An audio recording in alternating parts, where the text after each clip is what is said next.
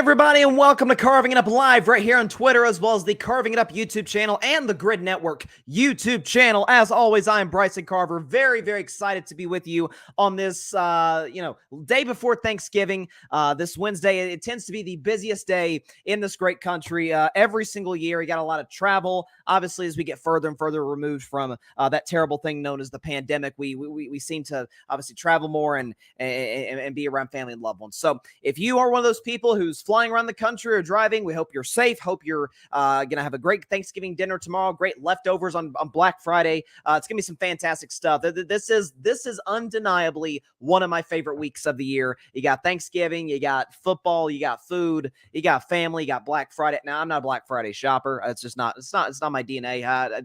We got Cyber Monday now. Okay, that's the name of the game these days. But listen, I love this week and I love this show, and we've got a jam-packed, as loaded as the Thanksgiving table will be with friends, family, and loved ones tomorrow night. Cannot wait. Barry Grant Jr. will be stopping by in about a half hour to talk NFL, NBA, and all things revolving around the world of sports. And listen, it's Barry, so who knows where the conversation could veer at some point or another. Going to get into things with him later. Also, carving up the context. We know every Wednesday, carving up the context. And my Steelers, thank you, merciful God, have fired Matt Canada, the offensive coordinator. I will detail why they made that decision. It actually is worse than it might appear right off the bat when you watch the Steelers play this year, and particularly play offense this year. I'll get into that. Also, I'm going to get into Bryson's best 10, my top 10 teams in the NFL going into week 12. We're at Thanksgiving. The haves continue to separate from the have-nots. Also, predictions for Thanksgiving Day games and the Black Friday game at 3 p.m. Eastern on Friday between the Jets and the Dolphins. So very excited for that. And to finish the show, usually I finish the NFL season, or at least finish shows during the NFL season with predictions. But this week, or at least this show, the 5 things in sports that I am most thankful for this year. Very, very excited to get into that on today's show. But first, got to start with what was the most hyped game of the NFL season, one of the most exciting games in general when you look at the ratings, which are off the charts on ESPN and ABC. When you look at the hype, these are the last 2 teams of the Super Bowl, Chiefs, Eagles, in Arrowhead Stadium. No Taylor Swift, but there was a Kelsey and there was a Swift. They happened to play for the Philadelphia Eagles. That's another subject for another day. But the Philadelphia Eagles beat the Kansas City Chiefs on Monday night 21-17. And I'm going to start with Philly first before I move to Kansas City, because the Eagles did win the game. The Eagles do have the best record in football, and certainly you could argue have an MVP candidate in Jalen Hurts. That was, again, this is why I'm going to get to Kansas City later. A lot of folks are saying, hey, Chiefs should have won. Chiefs had multiple opportunities in the second half in Philadelphia Eagles territory, didn't cash in. Mahomes had the interception, all that. We'll get into that. I've given up in this regard in terms of who Philly is. And I remember talking about this way back in week 2. I don't know if y'all remember that week 2 game. They beat the Minnesota Vikings. The final score, I think, was 34-20. It was a high-scoring affair. Philadelphia blew a lead late. Minnesota tried to make it interesting, but the Eagles pulled away when it was all said and done. DeAndre Swift had a big, big night at Lincoln Financial Field. It was the Eagles' first home game, and there was a lot of, they don't look as good this year as last year. I said, yeah, but they know who they are. They're a great running team. Jalen Hurts off the play action. And they also know who they are in this regard. And this is going to sound so cliche. And oftentimes I roll my eyes at this, especially when it pertains to college, because there's such a talent gap. But it applies more in the NFL, even though I sometimes roll my eyes at it, is, doggone it, Philly just knows how to win. It's cliche. It sounds weird. The Philadelphia Eagles know how to win football games. They should not have won on Monday Night Football. Again, you think about the fact that, again, the Chiefs had 7 more first downs. The Chiefs had 98 more yards of offense. The Chiefs ran 20 more plays than the Philadelphia Eagles, beat them in time of possession. We think of the Eagles as this time possession god in the NFL in terms of they build a lead, they run the football, Jalen Hurts off the play action, brotherly shove on 3rd down, 4th down, and short, just keeping the ball away from the other team's offense. That's what they've done all season long. Lost time possession battle to Kansas City and Patrick Mahomes. Yeah, that's still work for them. A.J. Brown, 8 receiving yards on 1 catch. Jalen Hurts, a bad interception, did not throw a touchdown pass this game. For the record, back to the interception, probably should have been Philadelphia's ball after the fumble, so they didn't even get officiating breaks, at least in the first half. And they won at Arrowhead Stadium. That, my friends, Bryson's best 10 later in the show, about an hour from now. That is the mark of a true, forget true championship contender, but a true front runner in terms of who the best teams are in the National Football League.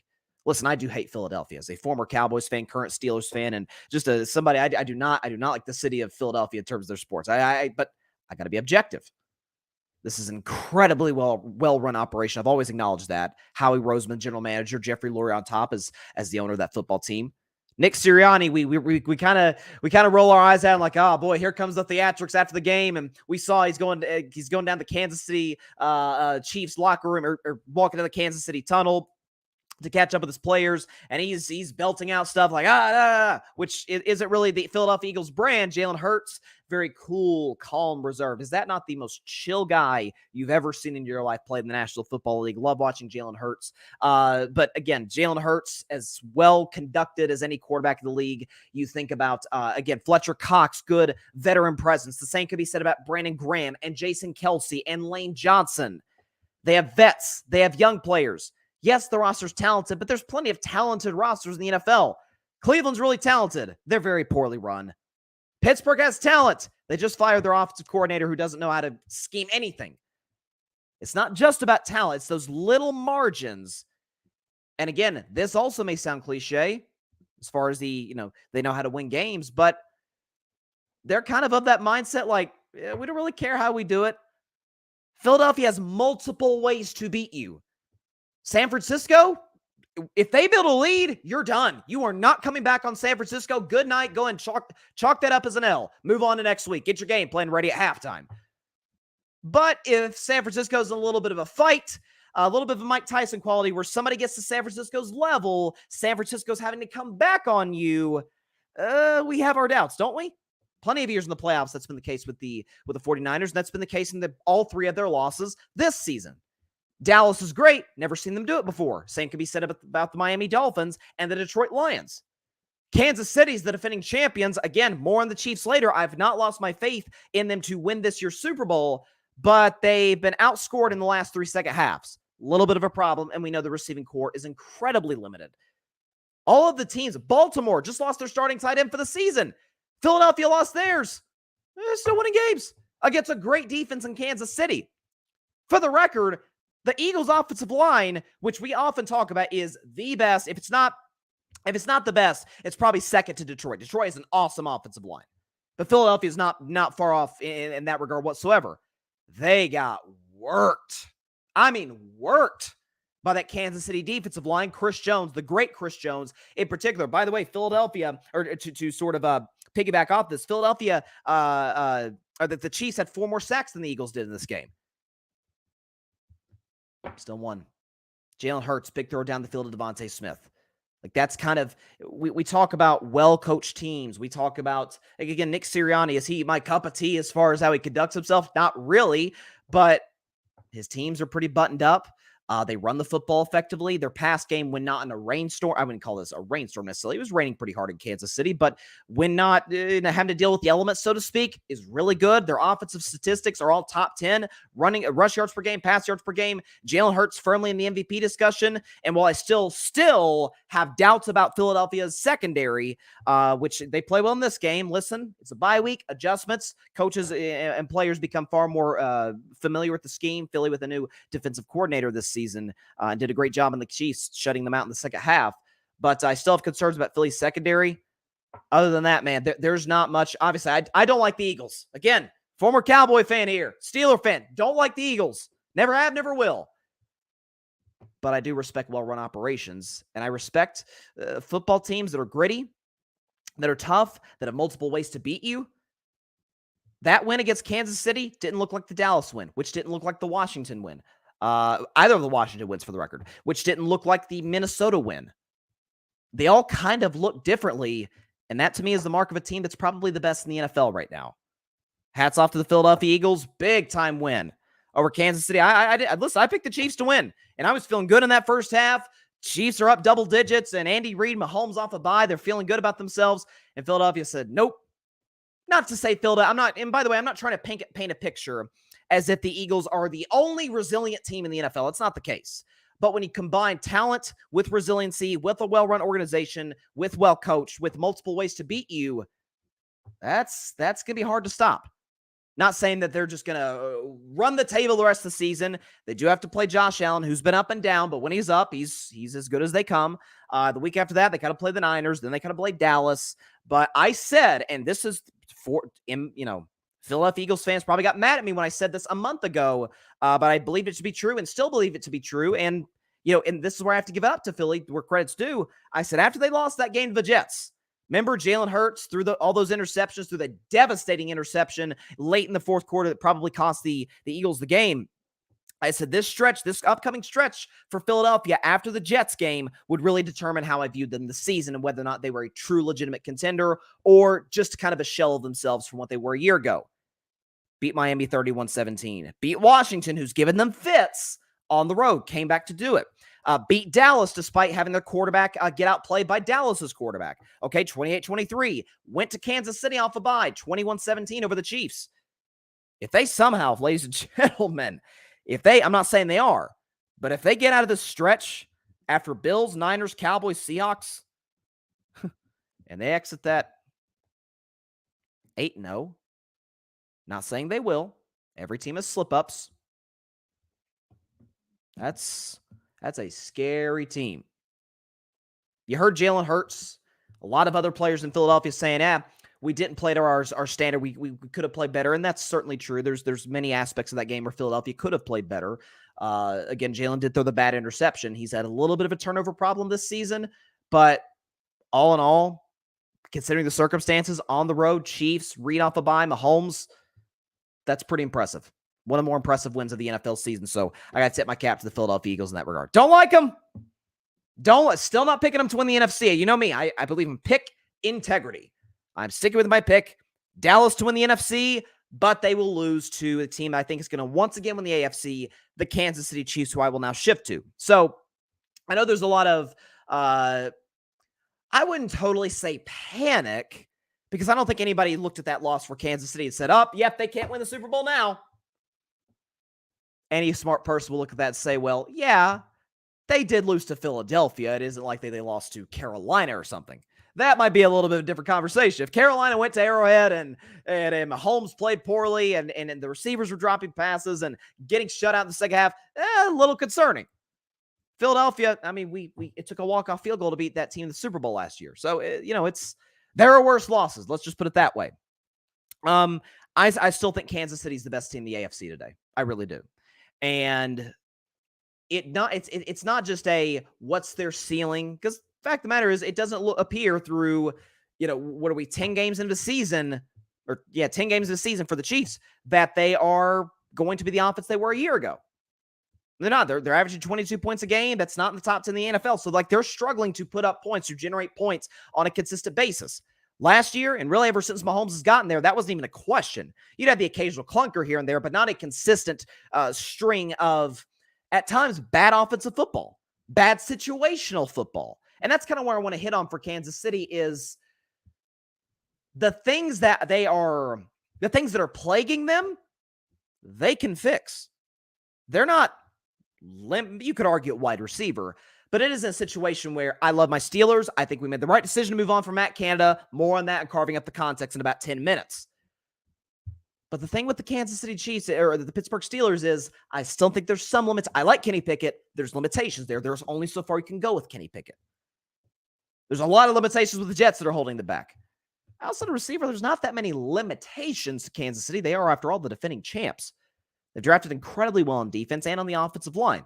They just don't have that home run guy that they've had that they had in Tyreek Hill when they moved him, in part to upgrade the defense, to bring in guys like Trent McDuffie and company, Carl Loftus as well. Great, really, really productive defensive players for Kansas City, and they deserve credit. By the way, Nick Bolton, their best linebacker, did not play in that game. He's still injured. I think for Kansas City, it's if you're a Chiefs fan, you got to say, well, the things that we struggled in this game, and frankly have struggled with in the last month, 2 months, and really all season long, you can argue, we can fix. Mahomes threw I mentioned it when I was talking about Philadelphia. Mahomes threw a really bad red zone interception to Kevin Bynard. He wasn't pressured. He had a guy open. I think it was Justin Watson, and just short-armed it. Like, they very, very uncharacteristic play. We've seen Mahomes take the occasional risk at times. He is a gunslinger after all. Like, sometimes that's just in your DNA when you have that kind of arm and that kind of playmaking ability. But we see Mahomes throw the "what are you doing" interception about twice a year. I think he had one against Denver last year. I remember, I don't know why I vaguely remember that. They were playing the Broncos. I was like, what are you doing, Patrick? Like that, it happens at times. That one was inexcusable. He wasn't under pressure. It wasn't a tight window throw. He just straight up missed Justin Watson and ended up throwing it to the other team, Kevin Biner, which took points off the board for Kansas City. Another situation. Travis Kelce.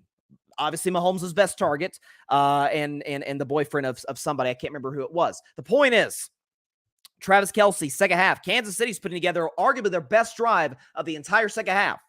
Okay, they've run 12 plays. They've gone 65 yards from their own 25 all the way down to Philadelphia's 14. It's first down and 10, Kansas City. They're up 17-14 from the 14-yard line of Philadelphia. Mahomes threw a pass to Kelce, got to the 9-yard line, and fumbled. That was a critical Kansas City, given the momentum. They'd run the football effectively. Mahomes was efficient and accurate. You probably, again, first down and 10 on that part of the field. Kansas City probably punches that in. Worst case scenario, they get 3. So 2 devastating turnovers for Kansas City. And again, everybody's getting on Marquez Valdes-Scantling. The drop, I wouldn't say heard around the world. It wasn't a playoff game. But Mahomes could not have thrown any better. He tried to take the blame, which I respect him for. Like, that's what your quarterback does. A true leader does. But perfect throw. I mean, had Valdes-Scantling beat his guy, and he just straight up dropped it. I don't know if it was the lights at Arrowhead. I don't know if it was that the ball was wet. But, the ball hasn't been wet and the lights haven't been bright every single game for the Kansas City Chiefs because they lead the league, or I shouldn't say because, but this has still plagued them regardless, is what I'm trying to say. Leading the league in drops. For the record, Justin Watson mentioned how the interception the Mahomes threw was 100% on Mahomes, not on Watson. The 4th down and a mile play, I mean, it's so weird, y'all. Remember when they played Detroit and Kadarius Toney had all those drops and he dropped a pass that went for a pick 6 to Brian Branch, the Detroit game, NFL season opener. And Mahomes had a 4th and a mile in that game against the Lions and rolled out to his right, threw a great pass. I think it was to Sky Moore, and he just straight up dropped it. It was almost an identical play, an identical situation. Did it this time, he said it was Justin Watson who dropped the pass for the Kansas City Chiefs. So if you're Kansas, by the way, upside for Kansas City, you'll be in, and this is weird because I say this about the Steelers. It's weird to equate those two because we view them in very different regards, from an offensive perspective. I said about the Steelers coming into the season before I saw the abysmal offense that there would be, and it still remains true, is, hey, the Steelers, unless they just suck defensively, they'll be in every single game they play. The same can be said about the Kansas City Chiefs, 3rd in the National Football League in scoring defense. I think it's 16, 17 points a game. Philadelphia scored 21.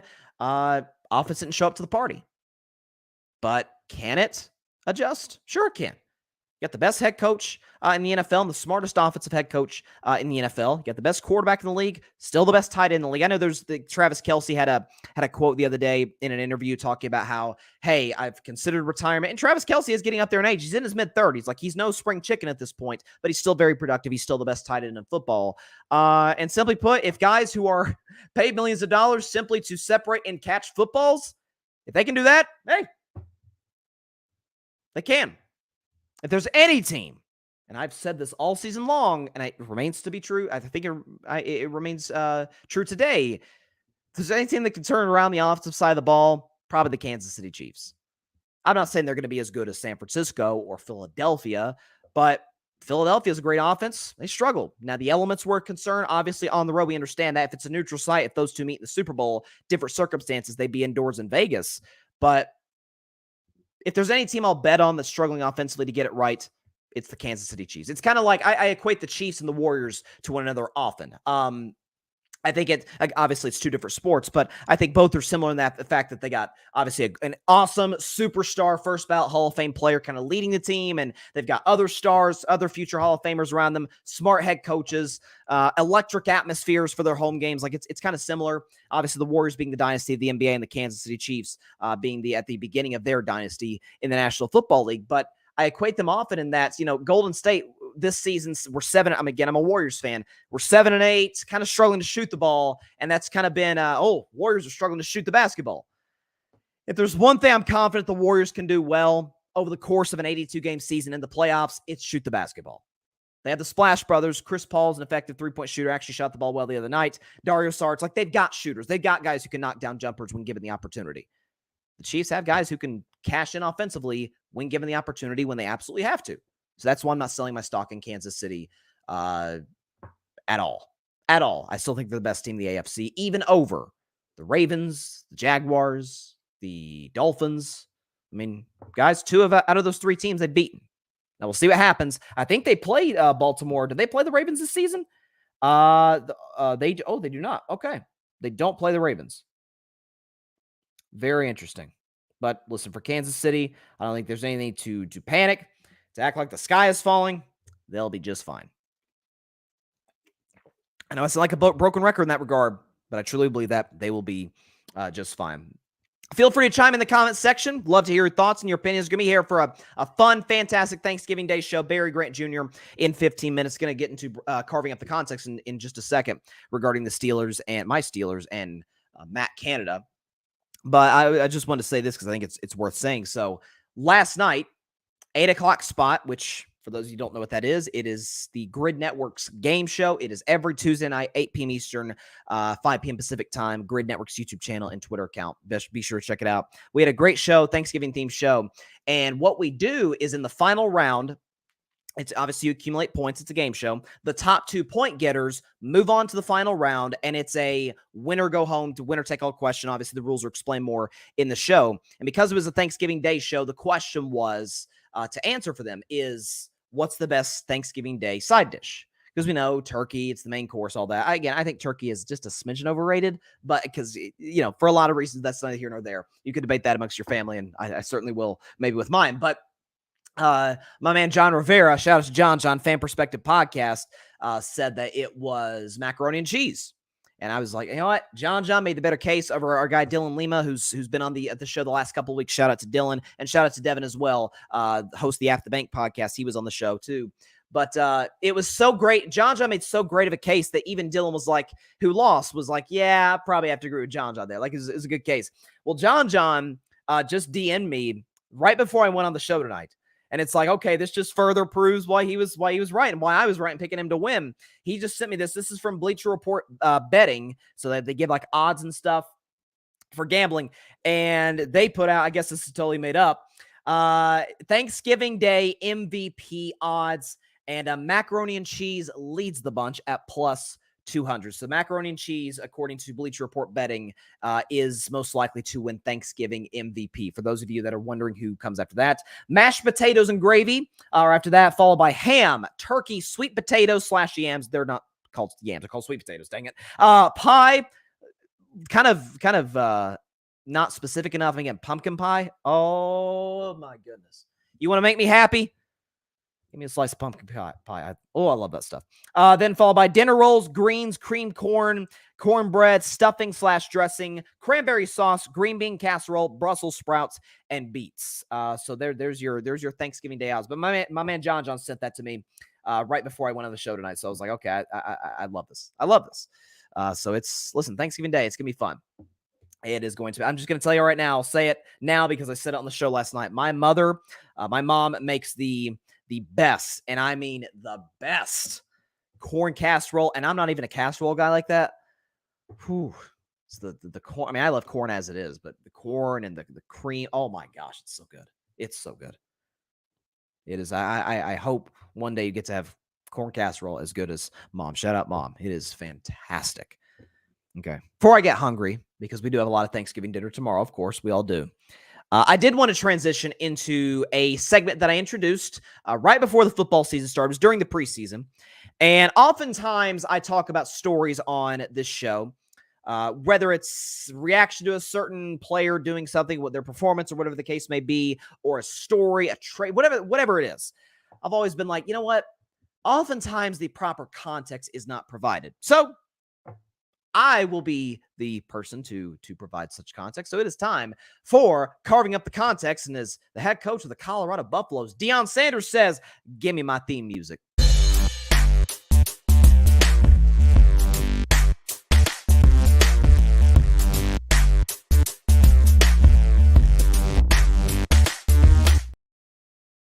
And on this week's edition of Carving Up the Context, it is a happy day in Steelerland because the fans, myself included, we got our wish. Matt Canada, after 45 torturous games, has been fired by the Steelers. He was fired yesterday morning by Mike Tomlin, who said that he said in no other uncertain terms that the results for the Steelers offense were simply not there. And they asked him, one of the media members in Pittsburgh asked him, well, what's the goal? What do you hope to accomplish with this firing? And he said to score more points. I'm like, that is like the Tomlin is. Whenever Mike Tomlin does retire, and I hope that's not soon, but whenever he does retire, he's surely to goodness going to go into media. He is fantastic. He is the anti-Bill Belichick. Bill Belichick gives you no sound bites in the press conference other than a couple of mumbles and a half smile. Mike Tomlin is a soundbite machine. He's great for the media. He's great for shows like mine. So shout out to Coach Tomlin. He is the absolute best. But yeah, like it's blunt, it's straight, it's to the point, and it's true. Because the fact of the matter is, when you look at the Pittsburgh Steelers offense and what they've done, not just this season, but since Mr. Canada took over to start the 2021 season, when remember, albeit he was older, but Ben Roethlisberger was the quarterback at the time. Here are the Steelers' numbers. And again, it looks bad on film. I've heard Dan Orlovsky, I've heard coaches and players on ESPN and on other networks talk about how bad it is in Pittsburgh, how uncreative it is. But when you look at what it's producing, the offensive output for the Steelers, it's about as bad as you might imagine. It's since Canada took over. Okay, this is 45 games ago to start the 2021 season. The one playoff game against the Kansas City Chiefs is included. The Steelers have scored 18.6 points per game, which is 28th in the league since Canada took over. They get only 310 yards per game, 28th in the league, 4.9 yards per play. That is 31st in the league. 75 offensive touchdowns. That is also 31st in the league. 40 20-point games in regulations. I want to repeat that.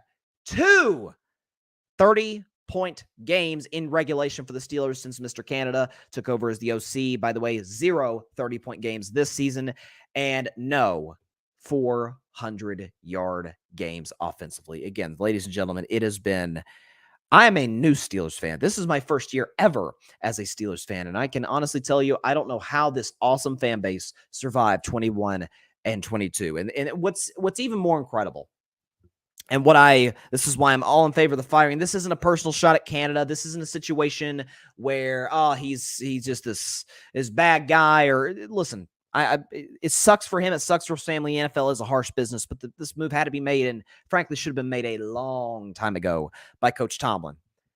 This move was not just made because of the production or lack thereof by the Steelers offense. I truly, to the core of my being, believe that a large reason that Canada was fired and was let go is because of some of the sound bites we heard from Najee Harris. George Pickens was complaining and publicly complaining on social media about not getting the football.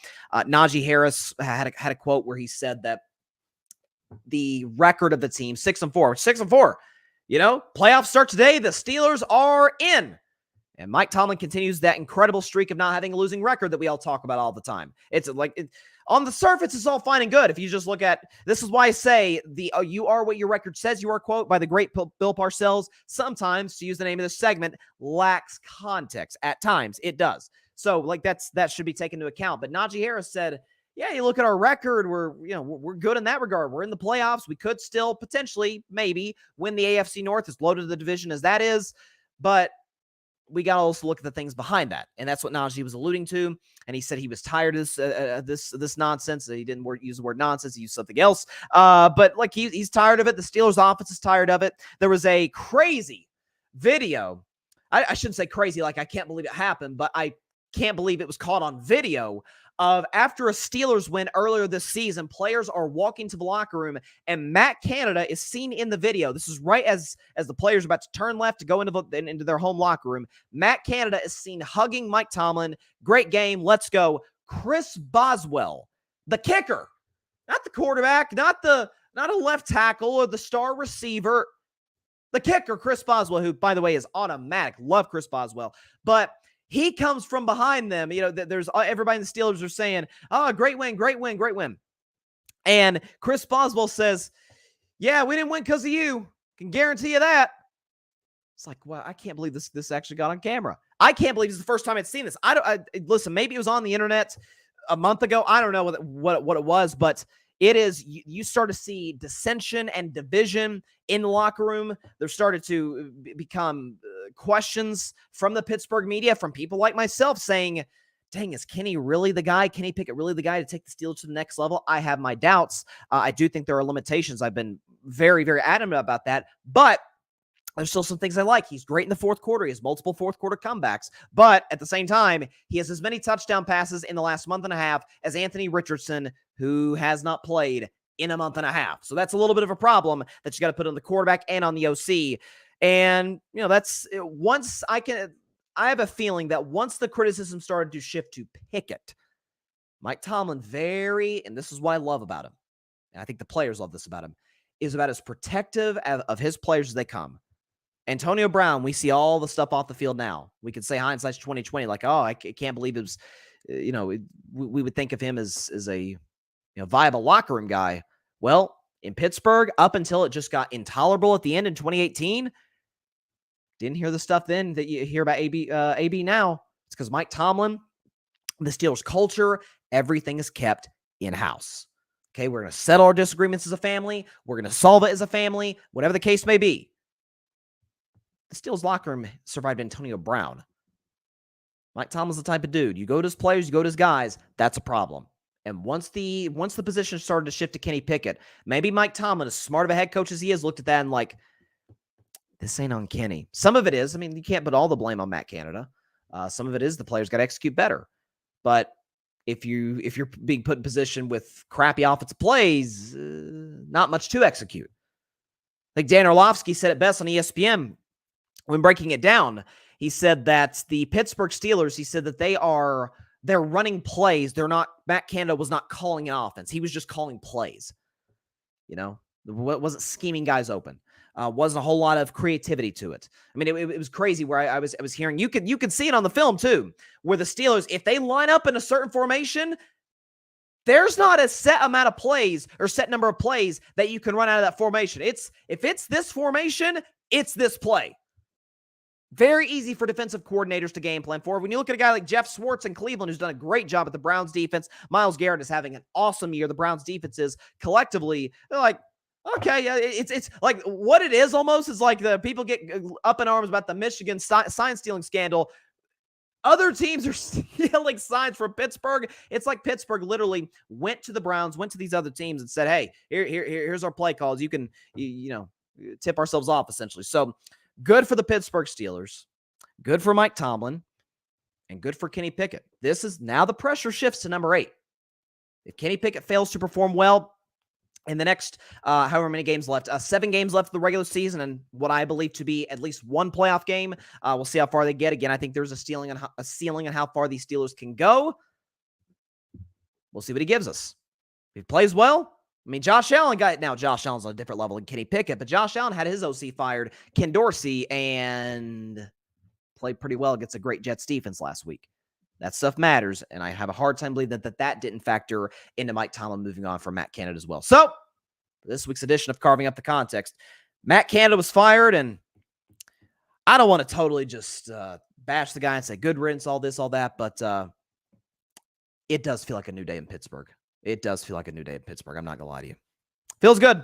So that's it for this week's edition of carving up the context. And that transitions me perfectly into our guest coming on the show. He is the host of the Elvin podcast. He is the co-founder of the Grid Network. And by the way, speaking of the Grid, we talk about the 8 o'clock spot, the flagship show, the game show of the network. He is currently the points leader, but by a very slim margin over his co-founder, over the co-founder of the Grid, Mike Guido. Would you please give a warm Thanksgiving Day welcome to...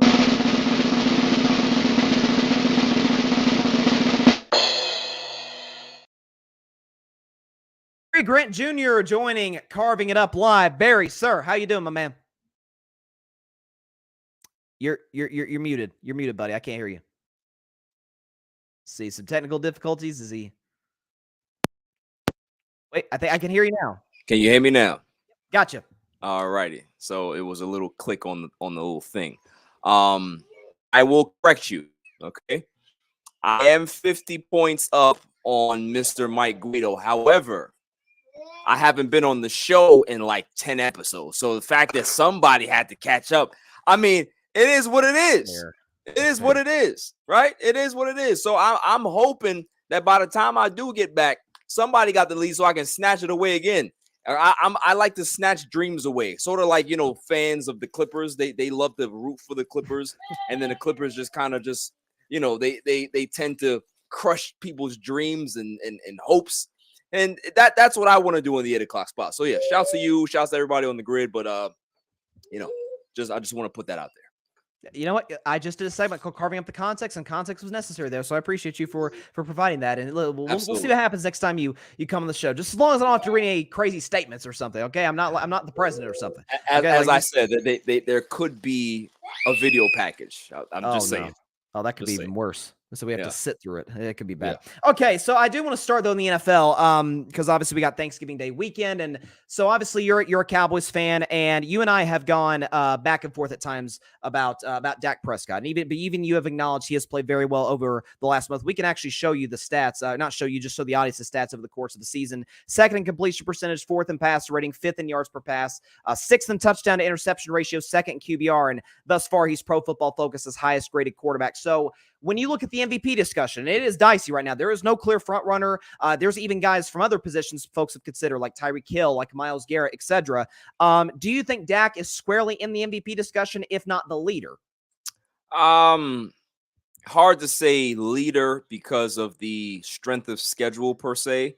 I think that matters in regards to the MVP conversation. We've seen guys be neck and neck in the MVP, you know, 1 and 2 or 1 to 3, and then there's a big game that comes up. That guy performs well. He's now the leader. Some guy doesn't play a great team, but is consistent and not with his own doing, but kind of moves down the list in regards to competition. So I think Dak is somewhere there. I don't know where, you know, anybody can be able to kind of have their own rankings, but I mean, you have to kind of give him some type of nod. If you're going to put CJ Stroud, if he's going to get some, like, it's been a hodgepodge of quarterbacks this year. Nobody has really stepped out and played really, really that phenomenal. But, you know, those numbers that you said right there, they're warranted. So he has to get some type of consideration. But to be a front runner, I can't really say that, definitively. That's fair.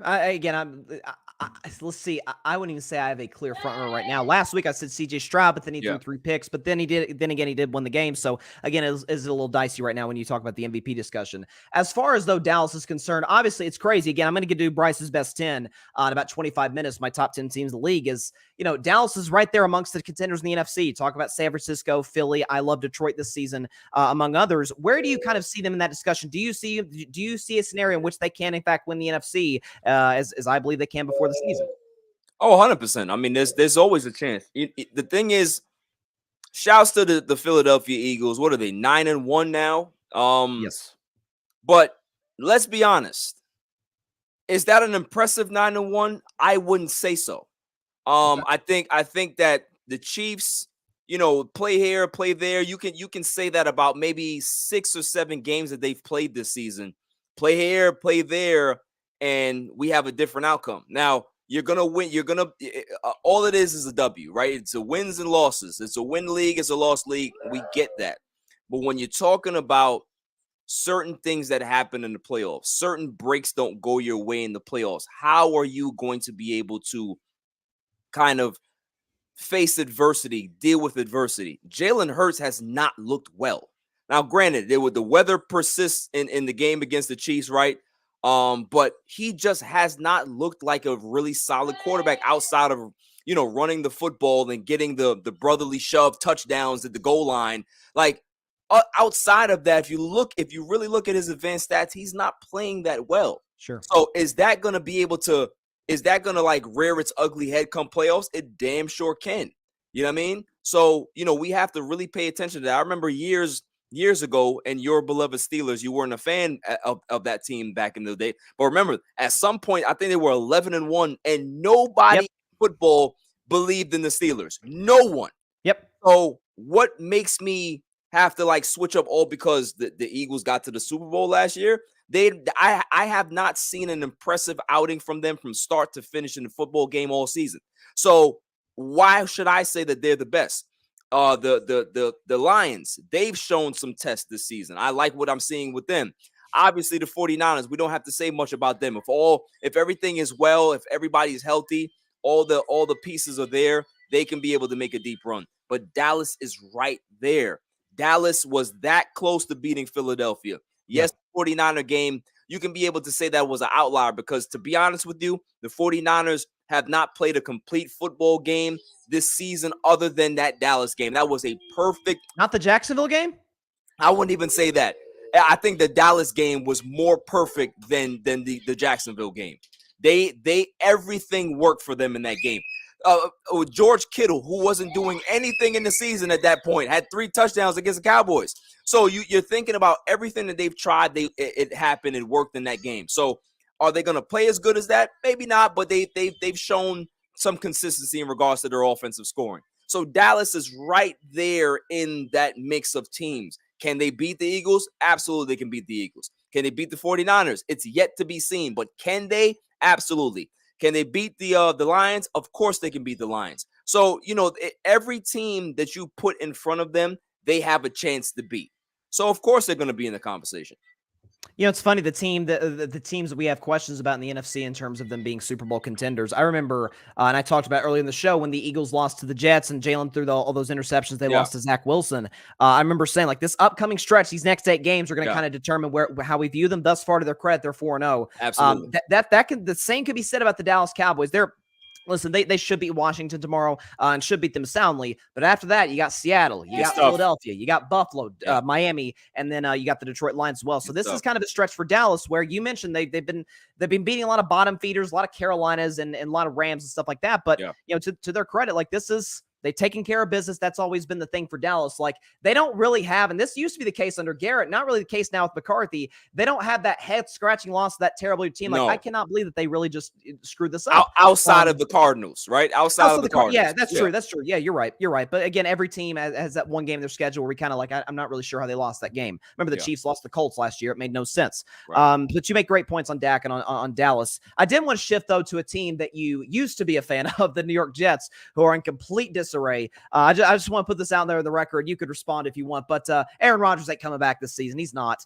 But again, if you talk about the Jets, you bought into them more than I did as a Super Bowl contender. I thought they'd be a playoff team. Yeah. Where are you at in terms of the quarterback situation? Zach Wilson's been benched now for Tim Boyle, I think is the guy's name. You're dealing with offensive line problems. Where are you at with the Jets in terms of how they've mismanaged this season and really how they could go into next season with hopefully a healthy Rodgers?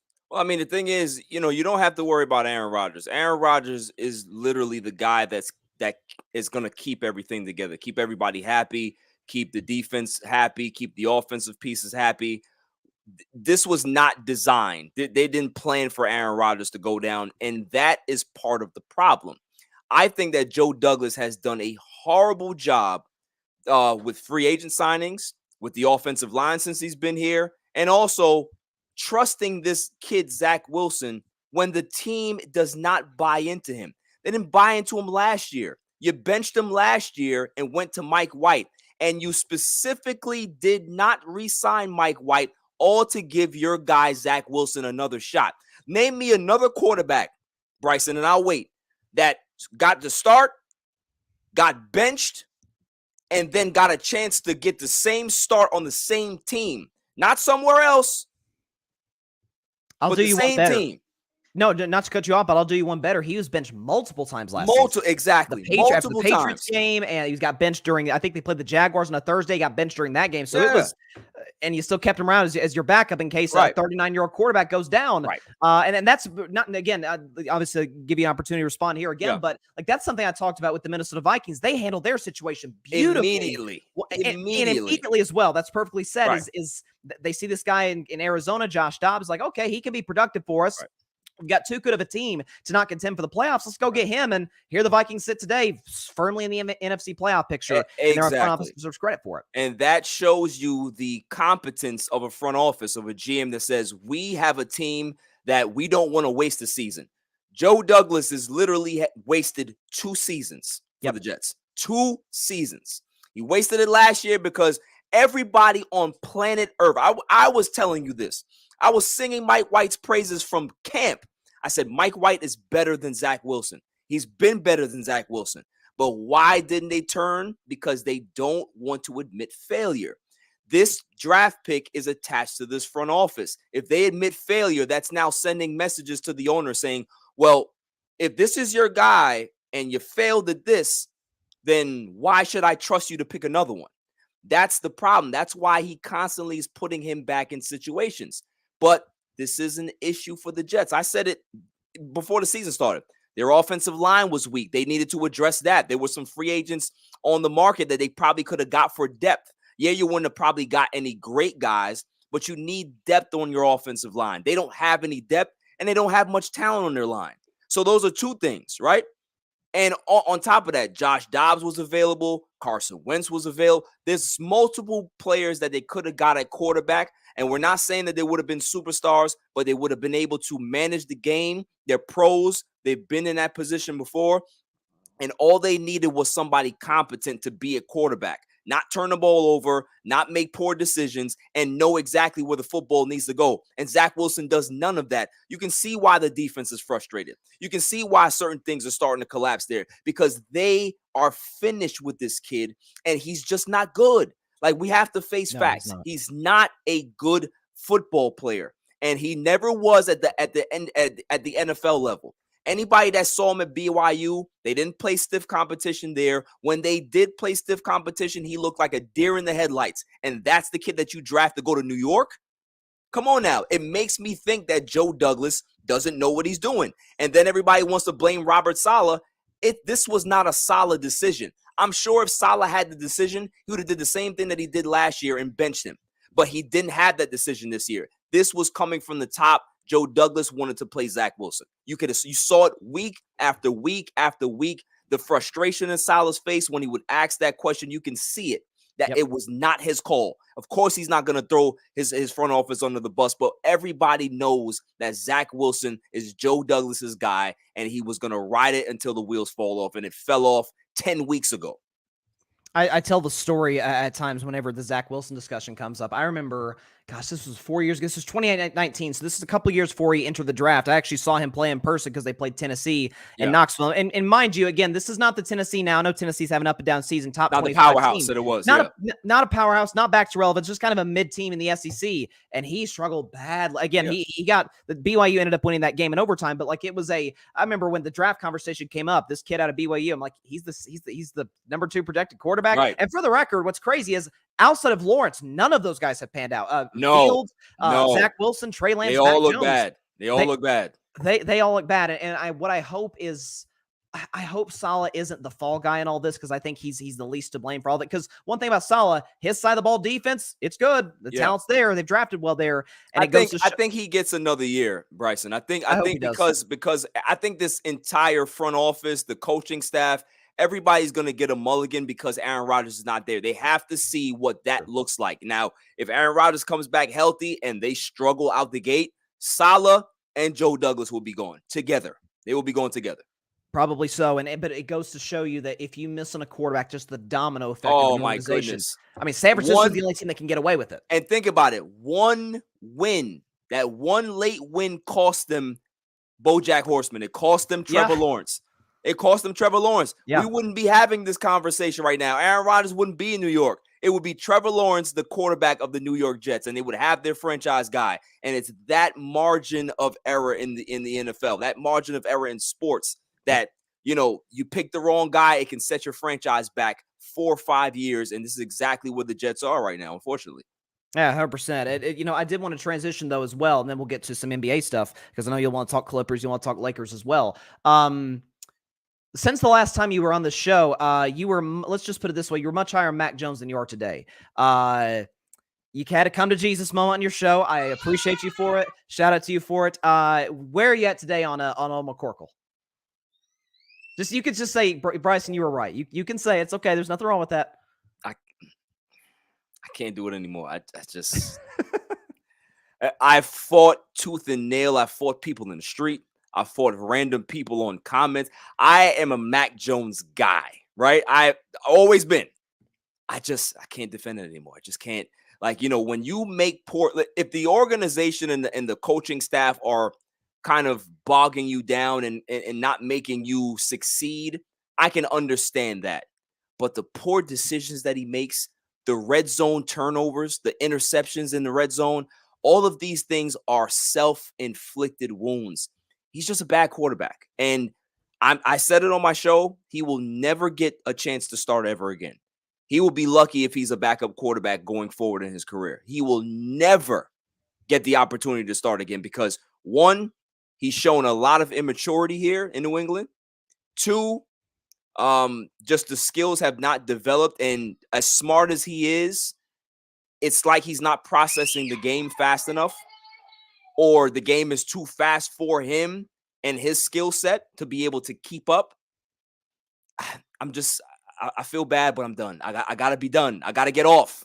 I got to get off the Mac Jones train. I'll watch from a distance, but I got to get off.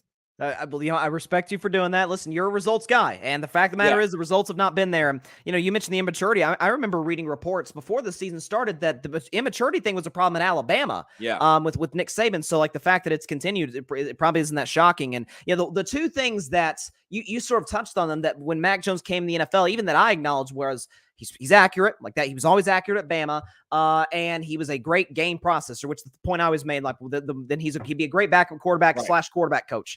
Those don't always translate to you got to have some tangible things that you can build off of. He simply has none of those. But Barry, respect to you for moving off the Mac Jones take. I got to be honest, man. I'm sorry. But I will put this out there because it's your show. You're right. My day's made. I can just end the show right now. That's fantastic. I do want to shift to the NBA though, and shift to your favorite team in Los Angeles, the LA Clippers.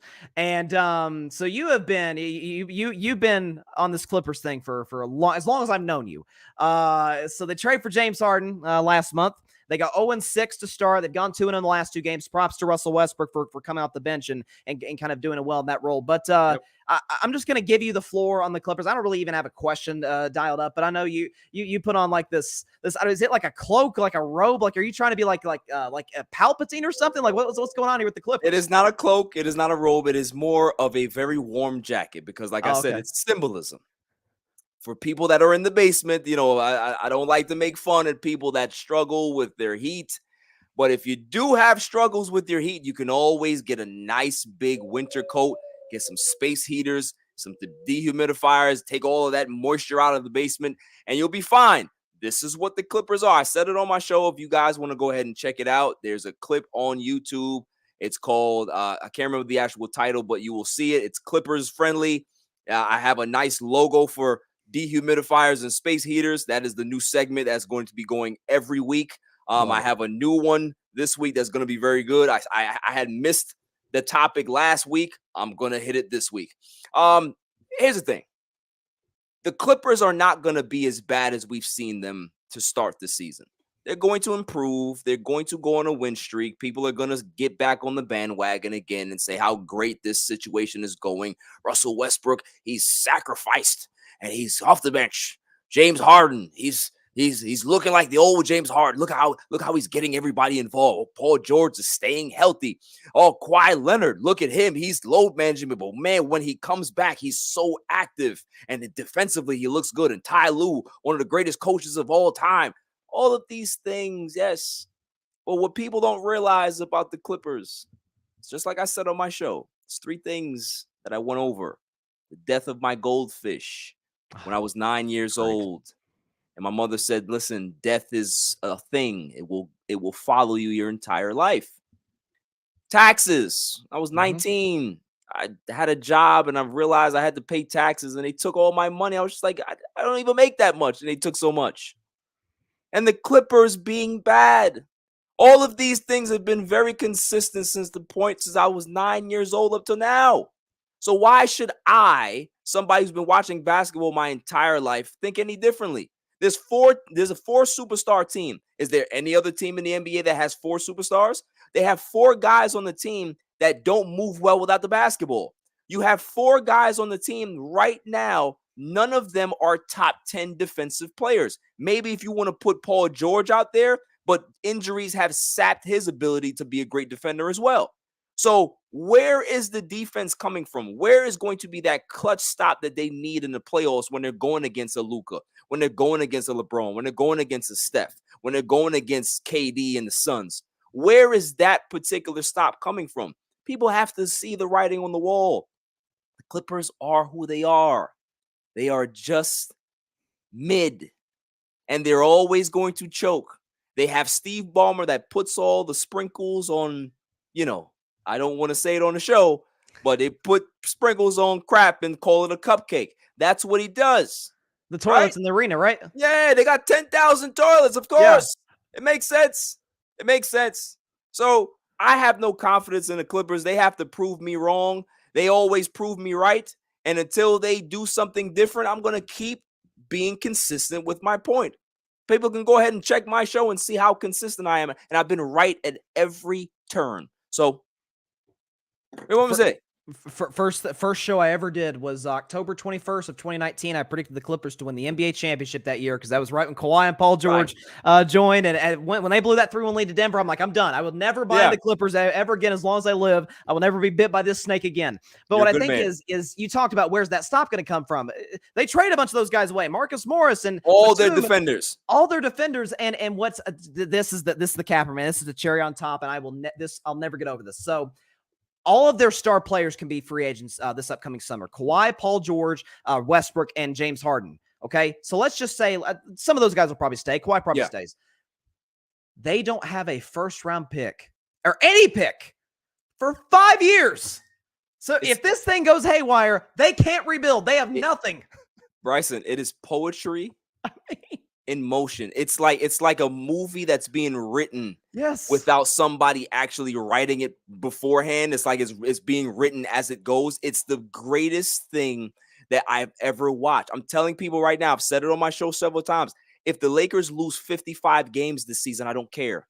I don't care. I just want to see what happens with this Clippers team because they have me entertained. They have me locked in. They have me dialed in to see what happens because it is a train wreck ready to happen. And I'm just waiting for James Harden to start blaming everybody else as to why things break down and then he's going to leave. So, for all Clipper, I have this guy that follows me, supports my show, shouts to him. Huge Clipper fan. He's probably the biggest Clipper fan I personally know. He is disgusted with his team. From the time that they made the trade, he changed his Twitter profile. He's like disgusted Clippers fan. He's just done because he understands what comes with James Harden. A lot of pain, a lot of sorrow, a lot of frustration, and a lot of finger pointing. And that's exactly what's going to happen. So I'm just waiting. I'm just going to sit back and wait and see how the whole thing unfolds. But it's very entertaining, Bryson. It is. It's very entertaining. It's very predictable, and we're going to be here for every step of it. And you obviously you'll be leaving that train with the space heaters and the dehumidifiers. It's absolutely.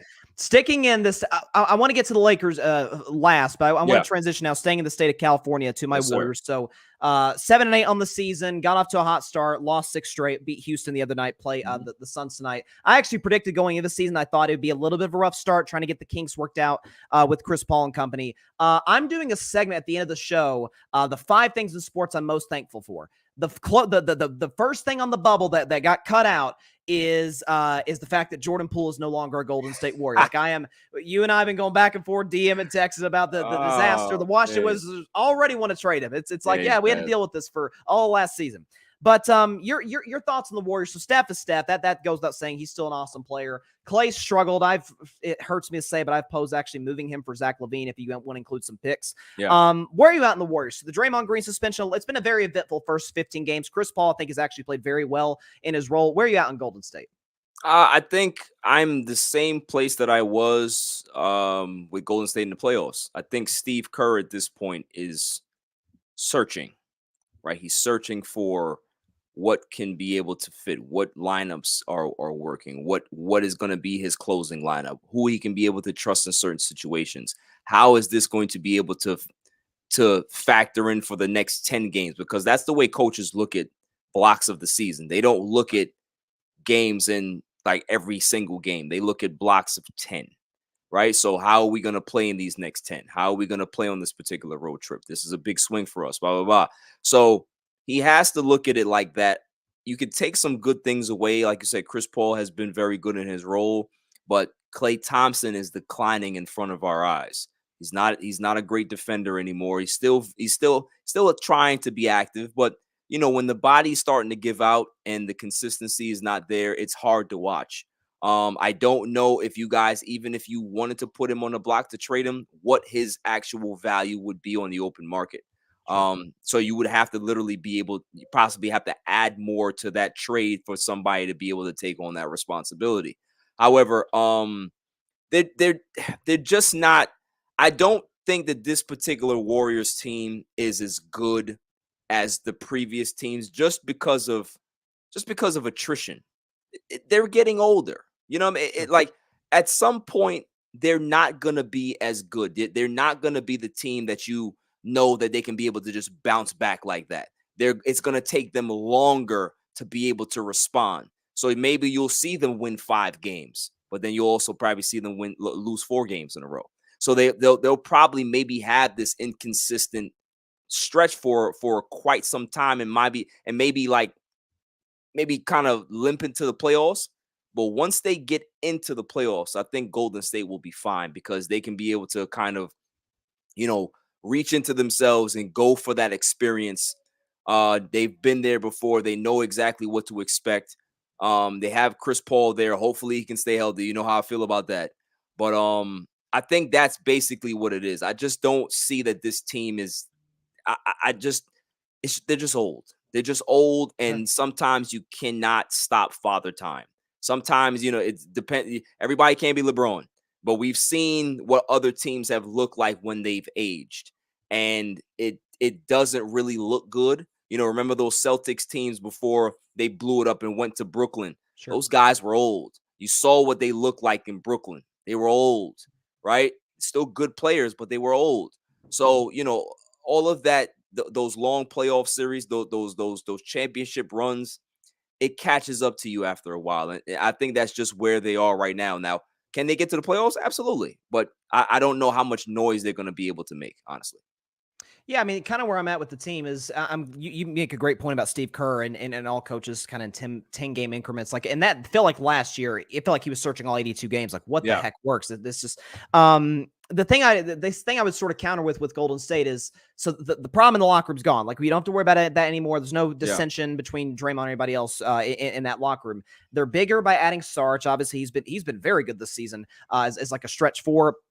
And also, you know, last year, I still maintain, like, Clay had a down season. Draymond, because a lot of the Poole stuff, had a down year. Poole was just an albatross around the team's neck off the bench and bad defensively. And yet all that, couple shots go in against the Lakers, they get to the Western Conference Finals. So, like, that's kind of, and I still maintain the Western Conference. There's 3 teams I trust. Denver's the clear front runner. Everybody's chasing them. Lakers, Warriors. That's I don't believe in Phoenix. Sacramento I like, but still not enough experience. Like, they're like the anti-Warriors. Right. You know, like, that's, I mean, they even got a former Warriors coach, Mike Brown. It's true. What is Mr. Potato Head? That what you call Mike Brown? Mr. Potato Head. Mr. Potato Head. Yeah. As far as the Lakers, though, so they won last night in dominant fashion against Utah. It feels like it has. Maybe it's just because it's Thanksgiving week and we're talking a lot of football. But LeBron James has hit 39,000 points last night. He's, you and I are both LeBron guys. We both think he's the GOAT. But you can obviously start with LeBron, start with the Lakers, wherever you want to take this. But where are you kind of at with the Lakers? Do you still think that they can be a legitimate threat in the Western Conference against a Denver, against a Warriors, Sacramento, anybody else? And just your take on LeBron's unheard of longevity. Yeah, so for the first part, I do believe that they can be able to contend with Denver. I think the Lakers are very deep, but the problem is that we haven't seen this team consistently be full strength all season so far. Jared Vanderbilt is still hurt. Rui Hachimura was out of the lineup for a little bit. Now you have Cam Reddish who has a groin injury, right? So guys have just not been consistent. Anthony Davis was a little banged up as the sky is blue, right? So once we get them all in and consistently playing, be healthy, get the rotation down, I think this team could be really, really good. Torian Prince has struggled since October to hit a three. He hasn't looked that great defensively. He hasn't looked that great as well. So they have some internal problems that they have to fix. His game has to get better. But, they have a chance like anybody else, like you said, the Warriors or Suns or, I think the Lakers are the second best team in the West. Obviously, you got to give it to the champs. But just like you said about your Warriors in regards to the ball dropping here or certain plays here in that series Sure. against the Lakers, the same thing you can be able to say with the Lakers and the Nuggets. That series, although it was a sweep, those games were close and it was decided by a few plays here or there. So if you're a Lakers fan, if you're a Lakers management, you see that and you say, okay, how can we be able to get better in the margins? Well, they re-signed D'Lo. They have Austin Reeves locked up. They have Rui Hachimura. They have a lot of depth on this team. Can they be able to just stay healthy and right the ship and be consistent? Because they played well, but I don't know if they're going to be able to beat the Mavs tonight on a back-to-back. They're shorthanded. Luka's been playing out of his mind, so we'll see how that works. But they got a shot. I still don't trust AD. I had a clip about him on my show, put it on YouTube, that he just is what he is. Like, we just need to stop comparing him to great players or whatever it is, because he looks great against guys that are not as good as him. And then guys that are on the same level or better than him, he shrinks. This is what he does. He will always be this, and it's only going to get worse as he gets older. He's not going to improve with age. He's going to get worse with age. So you got to strike while the iron's hot. If they can be able to get a nice championship run this year with LeBron, coin flip Davis. There you go. It's consistent, man. This is what he is. So, I don't have much to say about him. Defensively, he's playing really good. Offensively, if you look at his numbers, yeah. But we know that when he plays big time competition, Anthony Davis does not rise to the occasion. LeBron James, now, your second point of the question. What is there to say? The guy is, everybody thought that he'd be taking a back seat. He should be taking a back seat, but the guy has been playing phenomenal. The three ball has been dropping consistently. He's shooting over 40% from there. He looks healthy. I don't think, in certain parts of last season, he was really healthy, especially in the Denver series. He didn't look fully healthy. If we had this LeBron in that Denver series, I think we probably would have pushed it 7, or who knows what would have happened, right? We can play the what if game all we want. They lost, we lost, they won. But LeBron has looked great.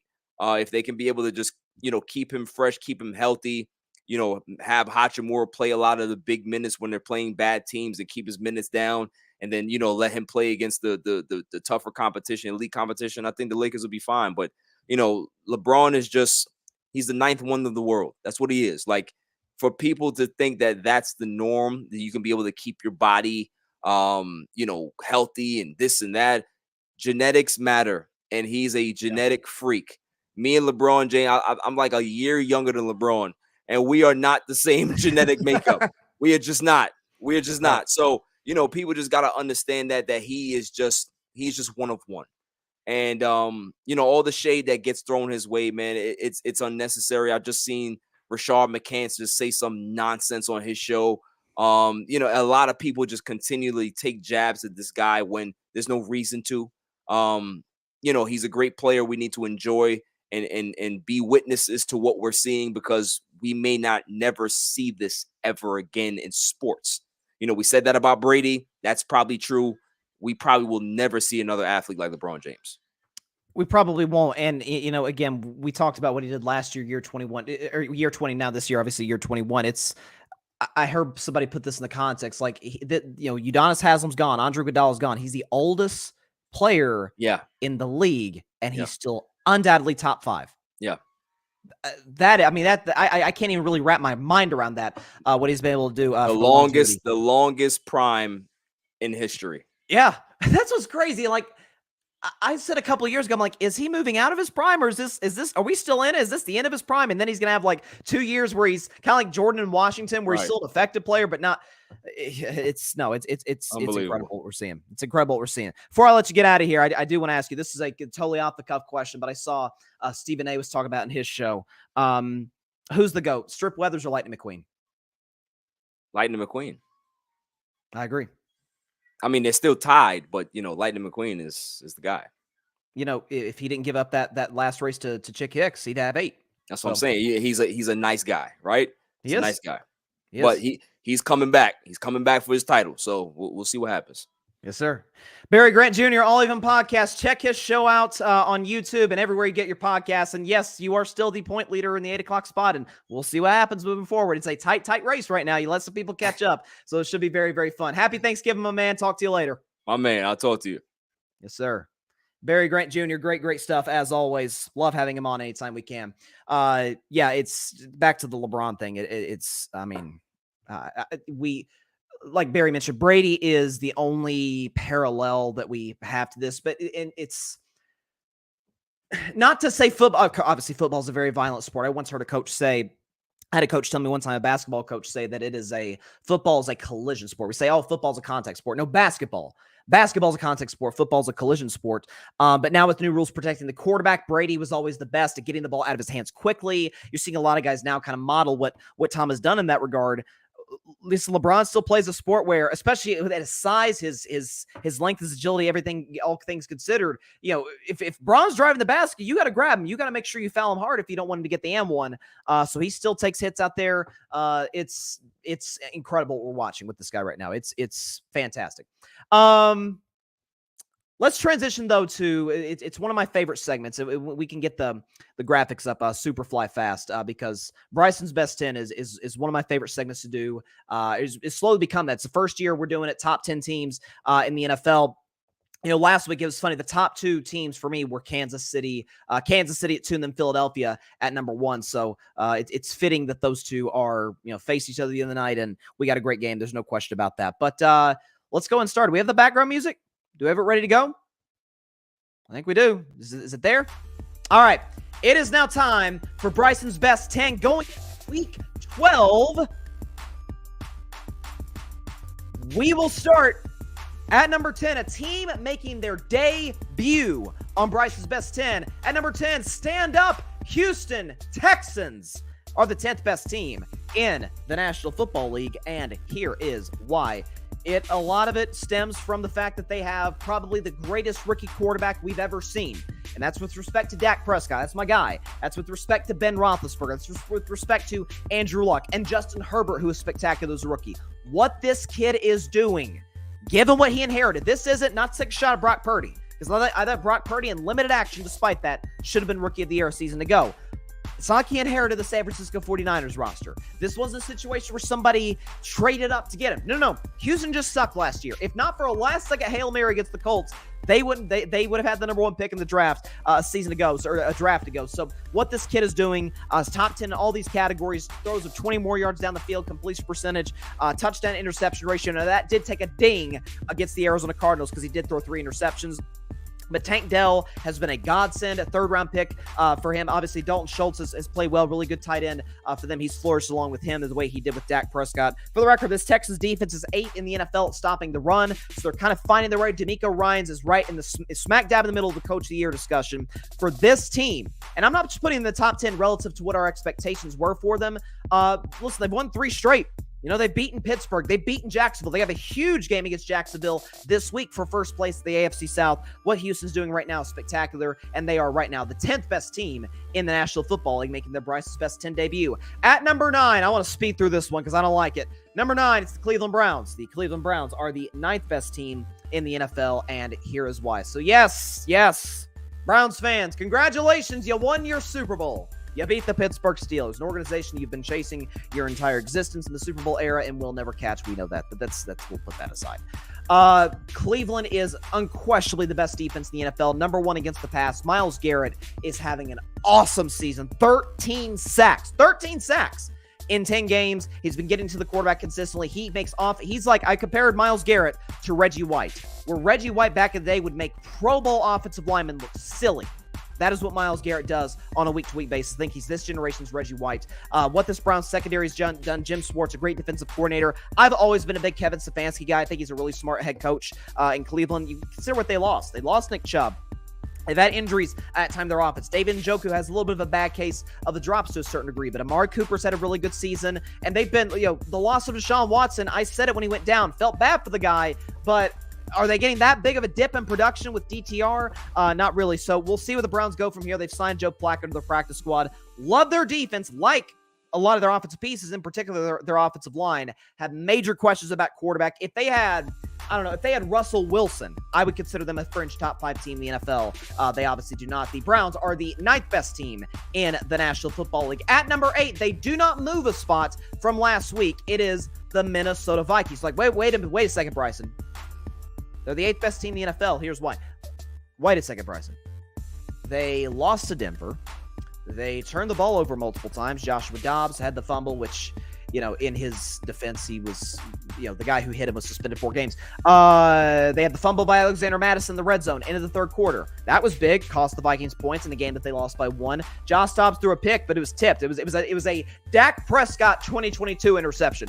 Wasn't his fault. Tipped off somebody's hands. It was a bad break for Dobbs and for this Vikings offense. But again, starting with this defense, it's crazy to talk about the Vikings, all the pieces they have offensively, but defensively, they have been excellent going back to their 5-game winning streak. And even that game against the Broncos when Denver kept stalling in the red zone, which you could look at that as a skeptic and say, hey, Minnesota's giving up a lot of yards. Denver couldn't cash in. They finally did at the end, Russell to Cortland Sutton. But I like what this team's doing defensively. Brian Flores, who should be a head coach next year, as far as I'm concerned, I feel like it was done dirty in some of these coaching interviews. Dobbs is playing well. He'll bounce back. They play Chicago. They'll dominate Chicago. At least they should on Monday Night Football at home. Justin Jefferson will be back sooner rather than later. So for Minnesota, their offense is trending upwards. Their defense continues to trend upwards. I like Minnesota more than most. I'm not saying that I think they're a Super Bowl contender, but I don't think the Texans or the Browns are Super Bowl contenders either. So I've got the Vikings as the 8th best team in the National Football League. To number 7, I do think this team is a Super Bowl contender. At number 7, it is the Jacksonville Jaguars. Moving up a couple of spots from last week. They were number 9 after that dominating loss to the 49ers. Today, they are the 7th best team in the NFL, and here is why. Trevor Lawrence, 100 passer rating, well over 100 passer rating against the Tennessee Titans. The Jacksonville Jaguars offense looked fantastic. Calvin Ridley was effective throughout the afternoon. This Jaguars defense still number 1 in the NFL in takeaways with 20. So they take the football away. They put their offense in short field. Travis Etienne having a fantastic season. We know what Doug Peterson is, what his history is as a head coach in this league, Super Bowl champion with the Philadelphia Eagles. Listen, Jacksonville, it's crazy. Who'd have thought we'd have 2 top 10 AFC South teams, or at least as I see it, and 2 teams that unquestionably are fighting for number 1 for supremacy in that division on Sunday in Houston, Texas. Should be a fantastic matchup between Jacksonville and Houston, these 2 quarterbacks. I said Trevor would be the MVP before the season. That looks to be, albeit as Barry and I talked about, there doesn't look to be a clear front runner in that regard. Trevor maybe could make a late push, but if you think about the Jaguars, this is the part of the season where they got hot last year and made the playoffs. Jacksonville started 6-3. Everybody's like, oh, the sky's falling. Last year they were 3-7, got in and won a playoff game via 27-0 comeback over the Chargers. I love Jacksonville. I think they're going to continue to get better year after year. And in this case, week after week, the Jaguars are the 7th best team in the National Football League. This is going to be a controversial one. At number 6, despite a win, they drop a spot. It is the Baltimore Ravens. You're like, wait a second, Bryson. Baltimore 6th best team in the NFL. Here's why. Why is Baltimore 6th? Lamar Jackson. playing well, dominated Cincinnati, albeit Joe Burrow didn't play the entire second half, but took care of Cincinnati. Obviously, Bengals scored 20. There was a late touchdown that made the score look a little bit better for the Bengals, but overwhelmingly, their defense has dominated. They're top 2 in the NFL in scoring defense. Patrick Queen, Roquan Smith having fantastic seasons. Lamar Jackson still on the fringe of the MVP discussion. There's no question about that. But again, this is my 2 concerns for the Ravens. I don't trust them in the fourth quarter. I've seen them blown 10 double-digit leads in these games since 2020, so that's a concern. They obviously blew that lead to Cleveland, and the Mark Andrews injury. I know John Harbaugh said he could come back. He could come back at some point this season. That is, I don't know if we recognize how big of an injury that is. The receiving core is better. Odell's playing better. Rashad Bateman, Zay Flowers. I like the pieces they have there. Tom Munkin's done a fantastic job as their OC. Mark Andrews is Lamar Jackson's security blanket. That is a huge loss with the ankle injury against the Cincinnati Bengals. We'll see how the Ravens are able to adjust, but I'm telling y'all, that is, I know I think they got the likely kid who's Mark's backup. That's a massive loss. We talk about Travis Kelce, George Kittle, Mark Andrews in that discussion. He's as productive a tight end as there is in the NFL. Big loss for the Ravens. That's why I have them dropping a spot, but they still have incredible upside. They are very much a contender and leading in that brutal AFC North division. The Ravens are the 6th best team in the National Football League. At number 5, moving up a spot from last week, it is the Detroit Lions. The Lions are the 5th best team in the NFL, and here is why. But before I even tell you here's why, I don't think on Monday's show I did the whole soundbite that Dan Campbell does, or that I do for Dan Campbell when the Lions win. Here you go, Dan Campbell. Kneecap, kneecap, kneecap, kneecap. Caps were bitten in comeback fashion against the Chicago Bears. The Lions are playing poorly offensively. Jared Goff throws 3 interceptions. 2 of them were like, what the heck are you doing? You would have thought the linebacker was the intended target on the play. They were so bad. But late game, down 12. Throws a touchdown pass to Jamison Williams. They get a stop on Chicago and Justin Fields. Get the ball back. Drive it quickly down the field. And David Montgomery punches it in for the game-winning touchdown. And Detroit gets to 8-2. Their best start, I think, since 1964. It's either 62 or 64. Early 60s, essentially. It's been a very long time since the Lions have been this good. They are averaging 32 points per game at home. Big matchup tomorrow against the Green Bay Packers. I'll predict that game in just a second. But Detroit is humming offensively. Defensively, they've fallen off a little bit in the last month, so it's a little bit of a concern. But they could score the best teams in the NFL, and at home, they are darn near unstoppable on the offensive side of the football. The Lions are the 5th best team in the National Football League. At number 4, everybody's panicking on them. Let's hold our horses a little bit. The 4th best team in the NFL is the defending champs. It is the Kansas City Chiefs, and here is why. Like I said to start the show, as rough, I should say it's bad. They lost the Eagles. As rough of a loss as that was to Philadelphia. All the drop passes, KC leading the NFL in drops, the Mahomes interception, the Kelce fumble, Andy Reid struggling. This is 3 straight weeks for Kansas City that they have gone scoreless in the second half of games. So a little bit of an adjustment problem potentially for Andy Reid and the Chiefs offensive staff.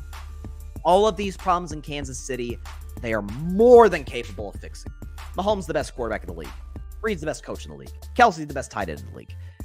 And one could argue the Chiefs very well may have the best defense in the league. Number 3 in the NFL in scoring defense. And facing a Philadelphia offensive line that we all hold in very high regard. They got future Hall of Famers on that line with Kelce and with Lane Johnson. They've been spectacular this season and for a long time in the NFL. Kansas City, again, as I said earlier, worked them. 4 more sacks than Philadelphia had. Chris Jones had a massive night. Really was the best player in the field, I think, from start to finish in that football game. This is not panic mode. If there's any team that can get their offensive woes fixed, it is the Kansas City Chiefs. I still believe in them. And I think they're the best team in the AFC. I really do. I think they're still the favorites. Vegas would reflect that to get to the Super Bowl, and I believe win the Super Bowl. The Chiefs, though, today are the 4th best team in the National Football League. At number 3, moving up a spot from last week, it is the Dallas Cowboys. Dallas, the 3rd best team in the National Football League, and here's why. Dak Prescott, since that loss to the San Francisco 49ers, has been nothing short of spectacular. I laid out his stats earlier. Pass rating well over 100. He's actually top 3 in the NFL in passer rating. He's number 2 in QBR. He's second in the NFL in completion percentage to Brock Purdy. He's also Pro Football Focus's number one ranked quarterback, number one highest graded quarterback, rather. That's how they put it for this season. I think he has a grade of about 89, so he's been spectacular. CeeDee Lamb has been nothing short of remarkable as well. Pro Bowl level season last year, got better, improved this season, and is now in the discussion as one of the best receivers in the league with A.J. Brown, with Tyreek Hill, Devontae Adams, among others. This Cowboys defense, listen, I've got on Micah Parsons at times. I'm like, man, you haven't been quite as impactful as guys like Watt, as guys like Myles Garrett and company. Like, I need to see that type of production. He said, hey, I got you. Multiple sack game against the Carolina Panthers. Dallas took care of business. Obviously, I'll predict their game in just a second tomorrow against the Washington Commanders. But this offense is humming. I think top 2 in the NFL in scoring. Dak's on playing the best football he ever has in his career, squarely in the MVP conversation. CeeDee Lamb's been excellent. I'd like to see them establish a little bit more of a run game, but I love what I'm seeing for their offensive line and pass pro. Love what Dallas is doing right now. I still think they're going to get to the Super Bowl and represent the NFC, but today they are the third best team in the National Football League. At number 2, it is the San Francisco 49ers, up a spot from last week. San Francisco, number 2 in the National Football League, and here's why. They are the Mike Tyson of the National Football League. This is what they do. When they build a lead on you, it is over. Like I said earlier, when San Francisco gets up on you, just chalk it up as an L, move on to next week, go at halftime, don't worry about second half adjustments. Get your game plan ready for your next game, because when San Francisco hits you in the mouth, they take that momentum and they just run you through. That's what they do. Brock Purdy leading the NFL in passer rating, leading in completion percentage. He's been spectacular. Yards per attempt. I mean, Brock Purdy is listen, we get in such a weird discussion with Purdy about is he elite? Is he in the MVP discussion? Well, he's not even the best player on his offense.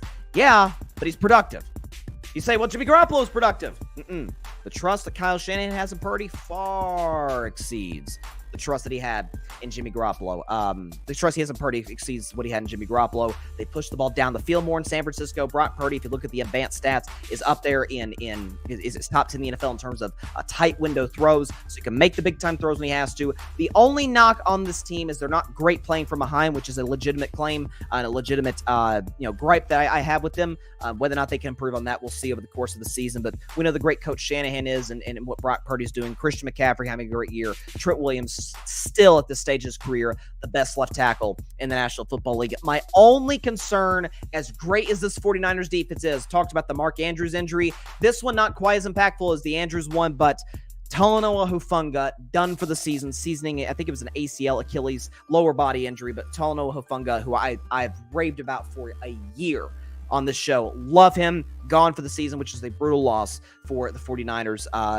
Whether or not they'll be able to bounce back in the secondary from a production standpoint remains to be seen.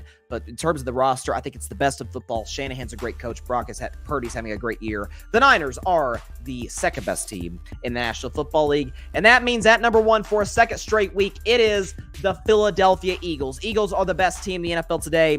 And here's why. I mean, look, first of all, not only do they have the best record, but the offensive stats back it up. They're top 10 in virtually every category. Rush yards per game. Jalen Hurts is in the MVP discussion. Their pass offense is incredible. And again, what I love, I don't love the Eagles. Never have, never will. But what I love about how they do things, how they do business in Philadelphia, how they execute games on Sundays, or in this case on Mondays, is, man, when things aren't going, this is to me what separates them from San Francisco. When things aren't going their way, they're able to adjust. They can beat you multiple different ways. If we need to run the football, if we need to throw the football through the air, if we need to have a good defensive performance. It was kind of a mix of all of those things to a certain extent, particularly in the fourth quarter and in the second half in totality against the Kansas City Chiefs. It's a well-coached team with Nick Sirianni. They're great situationally. Jalen Hurts right in the MVP discussion. Today, as we sit here, the Philadelphia Eagles are the best team in the NFL, and I don't love it. I don't love it. Not my ranking. I feel confident in them being the best team. I just don't like it. I don't like it. Philadelphia, Cleveland, Alabama football. Those fans get on my nerves. Those fans get on my nerves. Okay? They do. I'll tell you what, though. Again, it can't be said enough. Like, winning ugly in the NFL, like that is a skill. That is not something that is just every team's able to do. Again, Dallas kind of has to win a certain way. Detroit, San Francisco even kind of has to win a certain way. Kansas City in the past did before they had a good defense, but that's where we're at with the Philadelphia Eagles. So that's why I have them at number 1.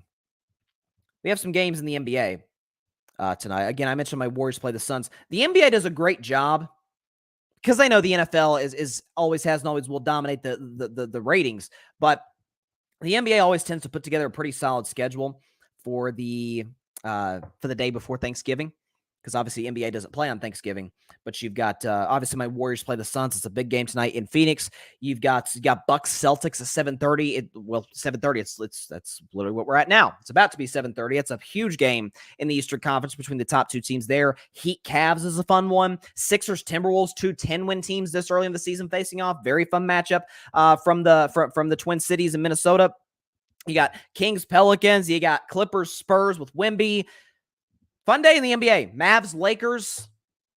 Great day. The NBA does a great job of putting together some pretty solid games the day before Thanksgiving. And my eyes will primarily be on ESPN with Bucks and Celtics, and then obviously tonight with my Warriors against Phoenix. But fun day in the NBA. Fun day in the NBA. No question about that. But we also have some great Thanksgiving games. I'm getting the graphics pulled up right now, and the Black Friday game. First time in NFL history that we have a Black Friday contest. Here we go. Got him right there. Okay. So sorry about the little delay there. But again, Black Friday action on Friday. And now announcement for Carving It Up Friday's show a little later. But some Thanksgiving action tomorrow. Get the background music back on. Some Thanksgiving Day football starting in Detroit. You got the Green Bay Packers and a good old-fashioned NFC North clash between the Green Bay Packers and the Detroit Lions. A little bit of an earlier kickoff than usual. It's Thanksgiving Day. Obviously, Detroit every year plays on Thanksgiving. The Lions are favored -7.5 over the Packers, who are coming off a big-time home win against the Los Angeles Chargers. That was my upset of the week, so thank you very much, Jordan Love and Matt LaFleur and everybody in Green Bay for pulling through for me. But Detroit is absolutely red hot right now. Again, 8-2 on the season, second in the NFC right now in terms of seeding, leading that NFC North division by a pretty wide margin, even over Minnesota, sitting there at second. Green Bay, over the last couple of weeks, has seemed to find a little bit of an offensive identity. The problem with that is Aaron Jones is out for this game and could be out for the future. They also had another running back go on IR. Luke Musgrave's tight end down on IR. So Jordan Love's missing a lot of weapons. He'll still have Christian Watson, Romeo Doubs. Doubs, he seems to have a really nice connection with. I noticed that even back in week 1 when they played Chicago. I don't think Jordan Love's the long-term answer in Green Bay. I'm not real sure the Packers think he's the long-term answer. They may draft a quarterback. I think that'd be the smarter option to go with this offseason, depending on how Jordan Love looks throughout the last couple months of the season. Green Bay is kind of the last team looking in, or the first team on the outside looking into the playoffs, but it's by a couple of games when you look at where Minnesota's sitting at, so in Seattle as well. So Green Bay, if they want any shot at making the playoffs, they got to find a way to steal a game in Detroit, which is, by the way, Detroit swept them last year, beat them badly at Lambeau Field on a short week, so the matchup tends to favor Detroit. Again, I mentioned earlier, the Lions averaging 32 points per game at home, so they're great at home. I think they're to come one short of their season average and score 31. I got the Detroit Lions winning this game 31-20 over their division rival Green Bay Packers, and for the second straight year, they sweep the Packers, and they will move to 9-2. Kneecaps and turkeys. Turkey kneecaps will be bitten. Do turkeys have kneecap? I guess they do. I don't know. I'm not a doctor. Not going to pretend to be one. Or just a veterinary. Anyways, move past turkeys, okay? You'll see plenty of those tomorrow. It is now time, second straight year we have done this. It is time for the Gobble It Up Game of the Year. The Gobble It Up Game of the Year features an NFC East clash, the Washington Commanders and the Dallas Cowboys from Jerry World. Dallas, big home favorite, where we heard this one before, -12.5. So Washington's a funny team, man. They're the 4-win team. I think Dallas, probably feels this way, maybe a little on edge, given the expectations and whatnot. And Thanksgiving Day, we know how that goes. But Washington 4-7, but a couple plays go their way, maybe they're in a better spot. On the other side of that coin, they have been simply awful against awful teams. They got swept by the New York Giants. Quarterbacked in one game by Tyrod Taylor, and quarterbacked in another game by Tommy DeVito. Lost by 20 to the Bears. Chicago Bears. At home, mind you. So it's been a really weird season. Ron Rivera probably in the hot seat. As for Dallas, they're on the opposite side of that spectrum. They're clicking offensively. Dak Prescott's playing unbelievable football, as is CeeDee Lamb. Maybe they develop a little bit more of a run game. At least I'd like to see that over these last couple months of the season going into the playoffs. Dallas is chasing Philly right now. They do not control their own destiny for that NFC East title. They need Philly to lose one of their next few games, probably against Buffalo or against San Francisco, maybe a shot in the dark against Seattle. Maybe that happens, but Dallas knows they got to win these games. They got to win the games that they're supposed to win. And outside of Arizona, they dominated New England, dominated the New York Jets, dominated the Giants twice, dominated the Carolina Panthers. So they have done a great job at a little San Francisco 49ers-esque at when they have the advantage on you, they put their foot on your neck and do not give you any room for error. So doing what they've been doing offensively. Dak's been great. The Commanders defense, coached by a defensive head coach in Ron Rivera, have not been good at all. Bottom of the league. At the bottom. Last. 32nd. Dead last. In scoring defense, I think Dallas is going to throw a party. That's why I've got it as the gobbled up game of the year. It will be the most watched regular season game of the NFL season, as it tends to be every season. Give me the Cowboys to cover minus 12.5, 42-17. I think Micah Parsons and this Cowboys defensive line will eat, not just after the game, their Thanksgiving dinner, but during this game against a really bad Washington offensive line and Dallas' offense led by Rain Dakota Prescott. I will be saying those words a little bit louder than that on Friday's show. And listen, that game's on Thanksgiving Day in front of the whole country. Everybody's going to see what Rain Dakota Prescott's got in store for the entire country. And by Friday's show, Dak Prescott may be leading the MVP discussion. Cannot wait to see what Dak does. Finally, the last Thanksgiving Day game before we move to the Black Friday game features an NFC West matchup. All of these games, all Thanksgiving and Black Friday games, all divisional matchups. This one features the San Francisco 49ers and the Seattle Seahawks. San Francisco on the road is favored minus 7.5. So the 49ers, after that 3-game skid against the Browns, the Vikings, and the Bengals, have played outstanding football against the two Florida teams, the Jaguars and the Tampa Bay Buccaneers. Obviously, the Dolphins are from Florida, but you get where I'm coming from. Brock Purdy leading the NFL in passer rating.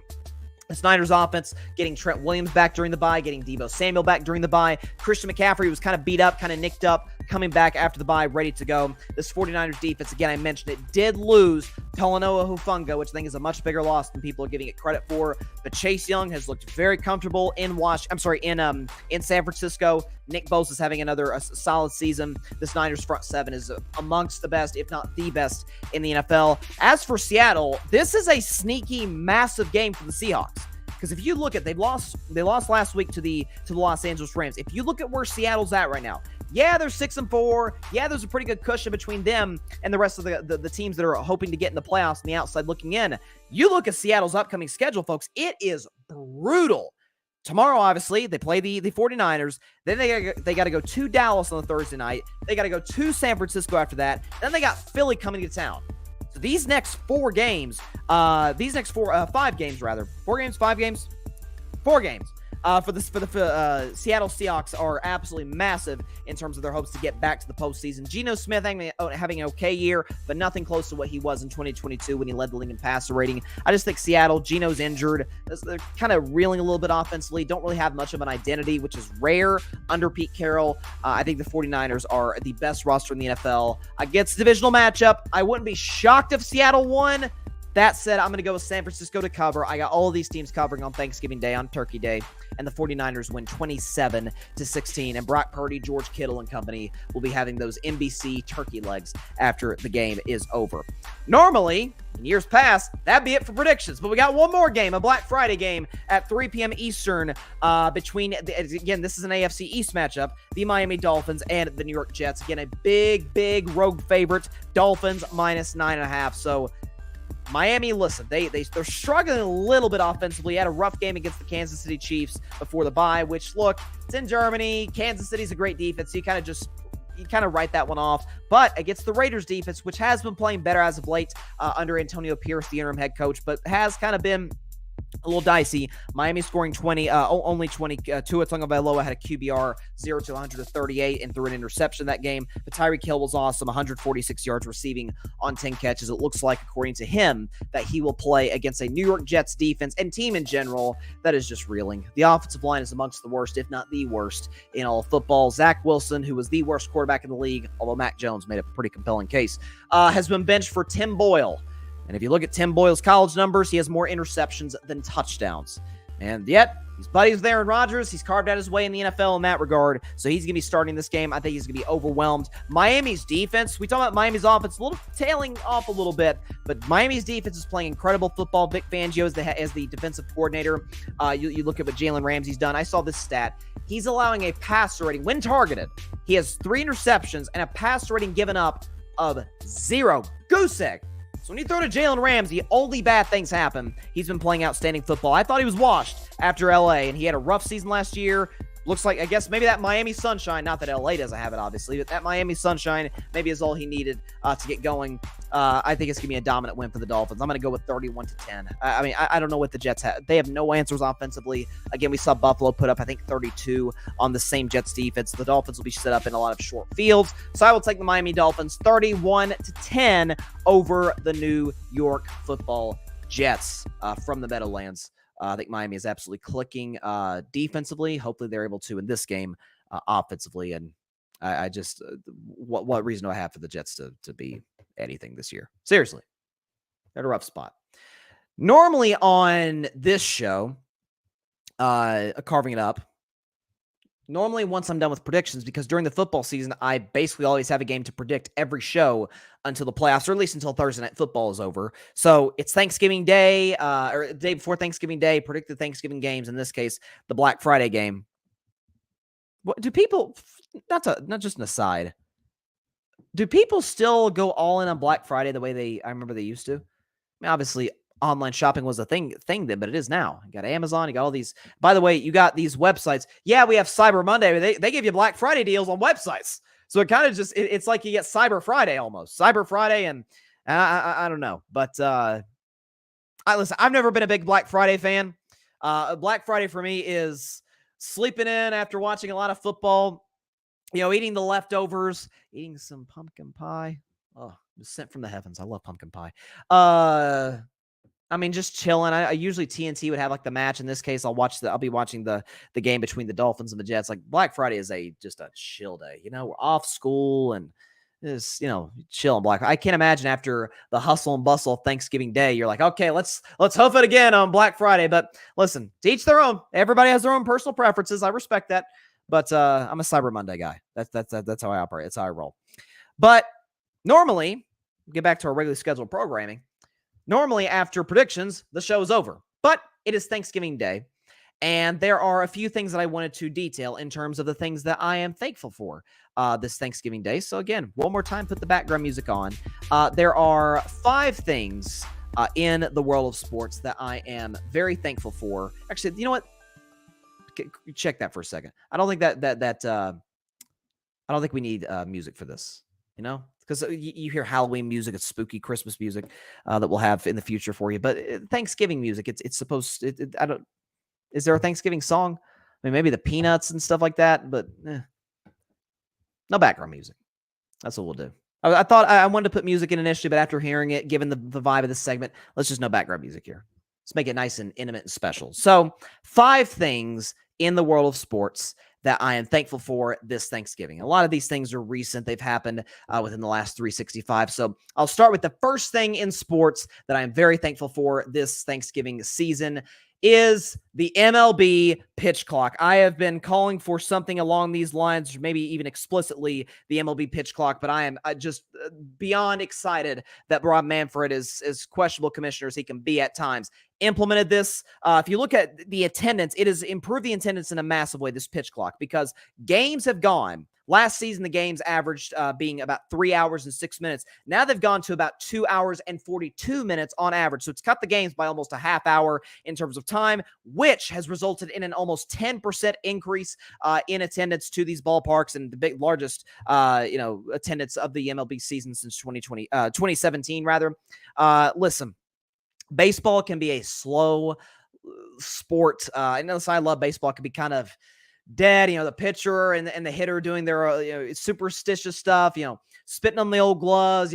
Rubbing them, or I know Dustin Pedroia used to have like an interesting like thing he would do like with his face at the plate at times. Pitchers are very, very, which all baseball players are very superstitious. This has kind of eliminated some of that. It's like, let's just get on with the game. We do this in football. We do this in basketball. We do this in soccer. Like, let's get on with the game. Let's play the game. It's a better product for the fans. Clearly, they responded well to it. Again, largest attendance baseball's had in the last half decade, and a 10% increase, almost 10% increase in attendance from 2022. So, listen, the pitch clock has been a great addition to Major League Baseball. I absolutely love it. And that's the first thing I'm thankful for this Thanksgiving. Number two, second thing I'm thankful for, Dak Prescott being a serious MVP candidate this season. I love this. You guys know I have been a Dak guy since day one, from the jump.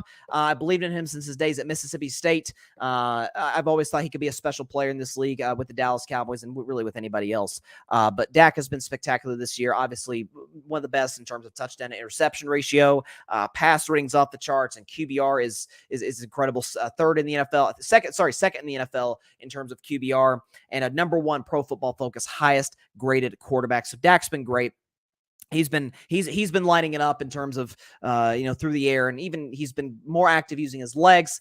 Love what Dak's doing this year. I mean, the fact that we don't have a clear MVP frontrunner. I've talked about that all show today. Is it Stroud? Is it Dak? Is it Hurts? Mahomes probably not right now. A lot of people like Lamar Jackson or non-quarterbacks, Tyreek Hill, Myles Garrett. But just the fact that we're at Thanksgiving and finally the masses are seeing in Mr. Prescott what I've seen since his college days, since he was writing papers, for class. Seeing what Dak is doing is incredible. And it's awesome to see. And so having that's the number two thing I'm thankful for this Thanksgiving Day. Dak Prescott being in the MVP discussion. Number three, it's an NBA thing, and I love it. The NBA in-season tournament has been fantastic for the National Basketball Association. When you look at just the intensity of these games, how much players are buying in to what this means. Again, there's a lot of confusion, not from Steph Curry. He had a soundbite recently where he just basically explained it in about 30 seconds. Summed it up very, very well. But I have been complaining. Every NBA fan has been complaining. Like, man, there's no sense of urgency. The regular season doesn't matter. It's all about the playoffs. But if the NBA is reduced to only 2 months, to April, May, and June, as great as those are, those games are watched more than any of the other regular season games.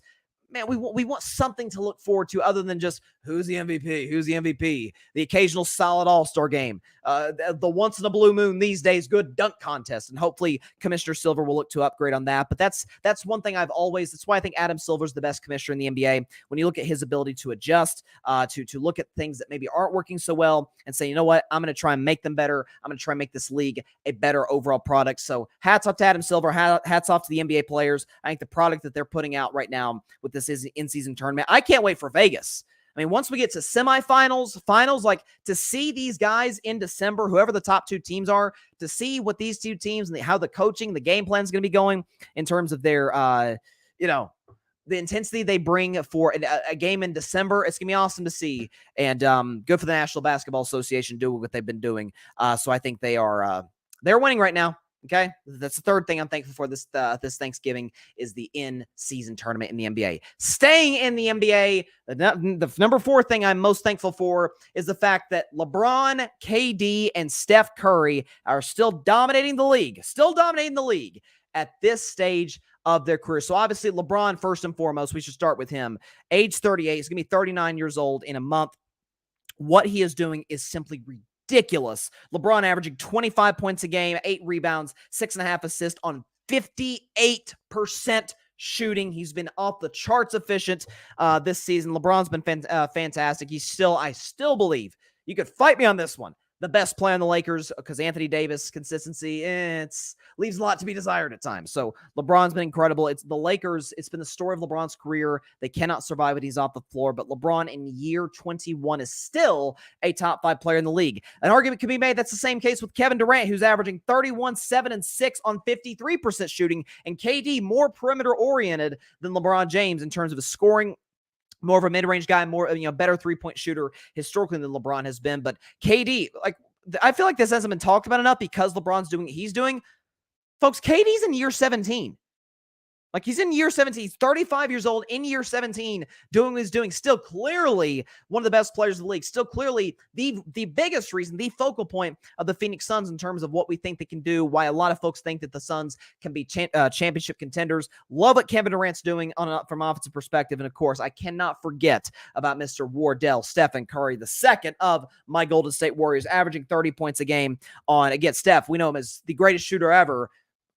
Couple of percentage points shy on the field goal percentage, overall field goal percentage, of having a 50, 40, 90 NBA season. He's been spectacular this season. He's been obviously the reason the Warriors have had any success that they've had this year. So seeing what these guys are doing, Steph in year 15, by the way, same age as KD, 35, seeing with these guys, to think that 2017 NBA Finals, these were the three guys, the three best players on the planet. LeBron, KD, Steph, seeing what they've been doing.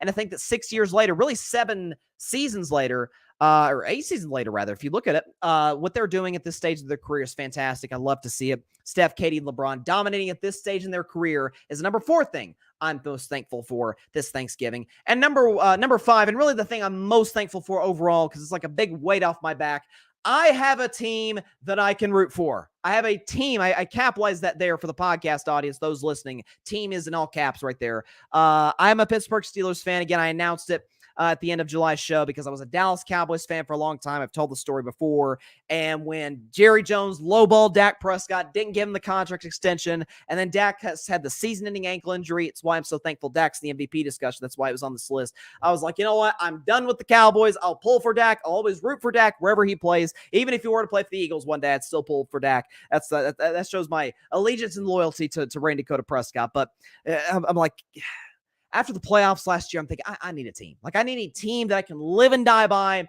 and that's who the Pittsburgh Steelers are. I had a long 6-month process. Who's the team? Pittsburgh just felt right. Great culture, great coach, really good roster.